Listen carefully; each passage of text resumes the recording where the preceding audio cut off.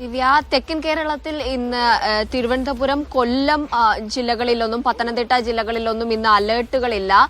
പക്ഷേ എങ്കിൽ പോലും സംസ്ഥാനത്ത് ഒറ്റപ്പെട്ട ഇടങ്ങളിൽ അതിശക്തമായ മഴ തുടരുമെന്ന് തന്നെയാണ് കേന്ദ്ര കാലാവസ്ഥാ വകുപ്പ് നമുക്ക് മുന്നറിയിപ്പ് നൽകുന്നത്.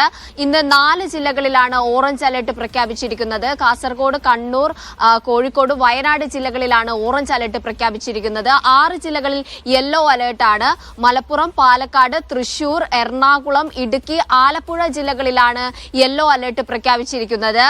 രാജസ്ഥാന് മുകളിൽ ഒരു ശക്തി കൂടിയ ന്യൂനമർദ്ദം സ്ഥിതി ചെയ്യുന്നുണ്ട്. അതുപോലെ തന്നെ തെക്ക് പടിഞ്ഞാറ് ബീഹാറിനും കിഴക്കൻ ഉത്തർപ്രദേശിനും മുകളിലായി മറ്റൊരു ശക്തി കൂടിയ ന്യൂനമർദ്ദം കൂടി സ്ഥിതി ചെയ്യുന്നുണ്ട്. ഇവയുടെ സ്വാധീന ഫലമായിട്ടാണ് സംസ്ഥാനത്ത് ഇത്തരത്തിൽ കനത്ത മഴ തുടരുന്ന ഒരു സാഹചര്യമുള്ളത്. 20 വരെ ഇത്തരത്തിൽ ശക്തമായി തന്നെ മഴ തുടരുമെന്നാണ് കേന്ദ്ര കാലാവസ്ഥാ വകുപ്പിൽ നിന്ന് നമുക്ക് കിട്ടുന്ന ഒരു അറിയിപ്പ്.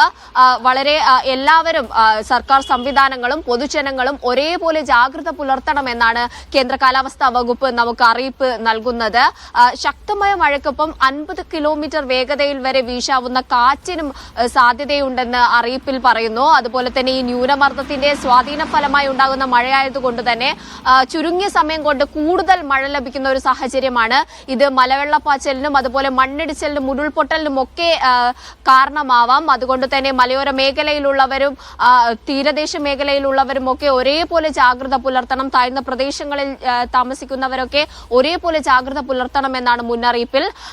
നദിക്കരികളിലും അതുപോലെ തന്നെ ഡാമുകൾക്കരികിലുമൊക്കെ അപകടകരമായ രീതിയിൽ ജലം ഉയരുന്ന ഒരു സാഹചര്യം ഉണ്ടാവാനുള്ള സാധ്യതയുമുണ്ട്. എല്ലാം മുൻനിർത്തി ജാഗ്രത പുലർത്തണമെന്നാണ് കേന്ദ്ര കാലാവസ്ഥാ വകുപ്പ് അറിയിപ്പ് നൽകുന്നത്. കൂടാതെ തന്നെ മത്സ്യബന്ധനത്തിന് 20 വരെ വിലക്ക് ഏർപ്പെടുത്തിയിട്ടുണ്ട്. ദിവ്യ.